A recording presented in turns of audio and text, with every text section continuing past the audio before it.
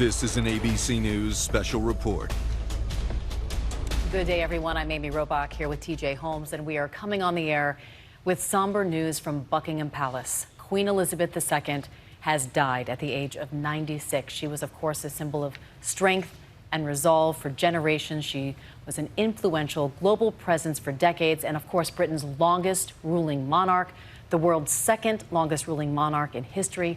Her reign spanning 70 years. We just received a tweet from the royal family saying the Queen died peacefully at Balmoral this afternoon. The King and the Queen consort will remain at Balmoral this evening and will return to London tomorrow. This, of course, something that has been a great subject, her health over the past several years, and certainly this year as well. We just saw her celebrate 70 years, the Queen's Jubilee, something we had never seen before, that a monarch serving 70 years there. But this statement now follows an earlier statement, Robach, that we got from the palace, which was very rare and very concerning to a lot of people, that they said that there was a concern, or doctors had concern about her health, and that she was under medical supervision. People who have watched the palace for years and years know that that was almost an unprecedented statement for them to put out. And because of that, there was a lot of concern about her health. She had been on summer break at her palace there, her castle in Balmoral, her home in Scotland. Her kids are there. Prince Charles is there, Princess Anne, Prince Edward, Prince Andrew. They're there. Prince William did get in a short time later. We're told Prince Harry is on his way. But we also, Robach, saw the last time a public image of her was just on Tuesday. That's right. She appointed the new prime minister there, Liz Truss. And the other reason why people were concerned, there was a scheduled meeting with top ministers. It was postponed yesterday. Doctors urging the Queen to get rest. Her health had been a growing concern since she was hospitalized in London, you may remember. Back in October, there was a bout with COVID in February. She also missed the opening of Parliament in May for only the third time. And the Queen did turn 96 in April, and we all remember the celebratory Platinum Jubilee back in June. You're looking there, by the way, at a live shot of the Union Jack, now flying at half staff, and certainly a much different crowd forming there near Buckingham Palace. Typically, we see notices. Sometimes we see births, and this time we're expecting to see, of course, the announcement of the death of the Queen being placed at the gates of both Buckingham Palace and Balmoral as well, so we are monitoring those gates as well. We know that our Maggie Rulli has been on the ground there in Scotland, reporting the very latest as we first got word about the Queen's failing health. So Maggie, give us a sense of what things are like there and what you've learned. Yeah, Amy and TJ, like you guys have said, there have been so many concerns, but I think for people hearing the news for the first time right now, we're in shock. It's almost hard to imagine a world without Queen Elizabeth. She has been such a constant for the past 70 years. Her face on coins, on stamps, just written into the fabric of British culture. But it's more than that. The entire world knows Queen Elizabeth. The vast majority know her as the British monarch, their only British monarch. So today is the end of an era. Today is the end of the second Elizabethan age. And it's hard to overstate just how important this moment is, how historical this moment is. You know, the three of us, we were all there at the Platinum Jubilee. I think that's when I really felt and saw firsthand what the Queen means to this country. The Queen is country.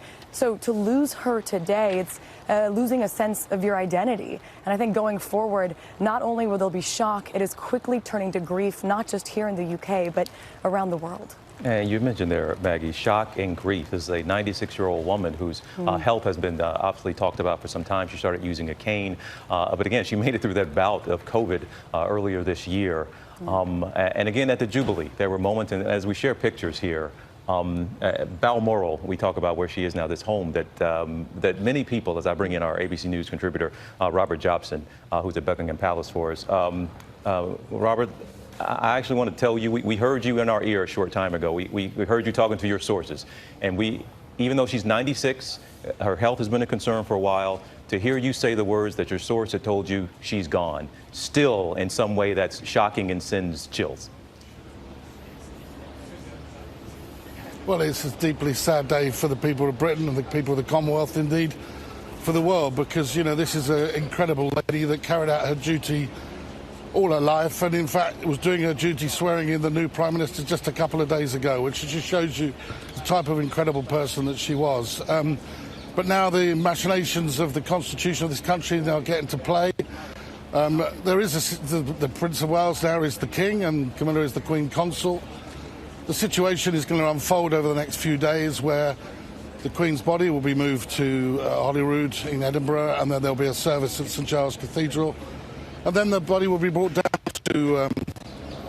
It's quite hard actually even saying it, but be brought down to London for the ceremony that will take place here. So we've got 10 days of mourning before the funeral, but this country and the world is in mourning now, and it's we can only reflect on what was a truly incredible reign from an amazing person who was an epitome of duty and dedication of service.